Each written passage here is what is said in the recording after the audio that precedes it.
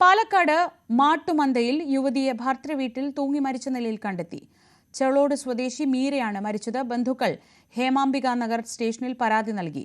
ഇന്നലെ അർദ്ധരാത്രിയും ഭർത്താവ് അനൂപുമായി വഴക്കുണ്ടായതായും തുടർന്ന് വീട്ടിലെത്തിയ പെൺകുട്ടിയെ ഇയാൾ കൂട്ടിക്കൊണ്ടുപോയതായും ബന്ധുക്കൾ പറയുന്നു.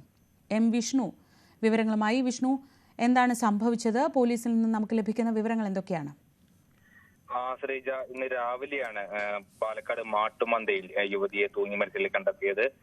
ചേളോട് വീട്ടിൽ സുശീലയുടെ മകൾ മീരയാണ് മരിച്ചത്. 32 വയസ്സായിരുന്നു. പുതുപരിയാരം പുഞ്ചർ സ്വദേശി അനൂപിന്റെ ഭാര്യയാണ്.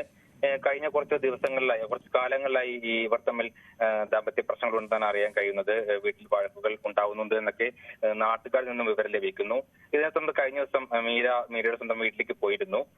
തുടർന്നാണ് ഇന്നലെ വീണ്ടും അനൂപ് മീരയുടെ വീട്ടിലെത്തുകയും അവിടെ കുറച്ച് സംസാരങ്ങൾ വഴക്ക് പോലെയൊക്കെ ഉണ്ടാവുകയും തുടർന്ന് സംസാരിച്ച് സമവായത്തിലെത്തി മീരയെ ഭർത്താവായ അനൂപ് തിരിച്ച് വീട്ടിലേക്ക് വിളിച്ചുകൊണ്ട് പോവുകയുമായിരുന്നു. വീട്ടിൽ പോയതിനു ശേഷവും അവരെ സംസാരങ്ങളും ദേഷ്യവും ദാമ്പത്യ പ്രശ്നങ്ങളൊക്കെ ഉണ്ടായെന്ന് വിവരം ലഭിക്കുന്നുണ്ട്. തുടർന്ന് ഇന്ന് രാവിലെയാണ് മീരയെ മരിച്ച നിലയിൽ കണ്ടെത്തുന്നത്.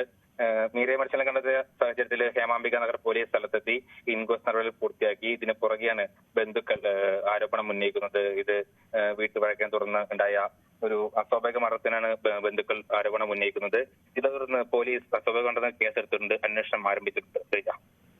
ശരി, വിഷ്ണുവാണ് വിവരങ്ങൾ നൽകിയത്. ചേളോട് സ്വദേശി മീരയാണ് തൂങ്ങി മരിച്ചത്. ബന്ധുക്കൾ ഇപ്പോൾ ഭർത്താവിനെതിരെ ആരോപണവുമായി രംഗത്തെത്തിയിരിക്കുകയാണ്.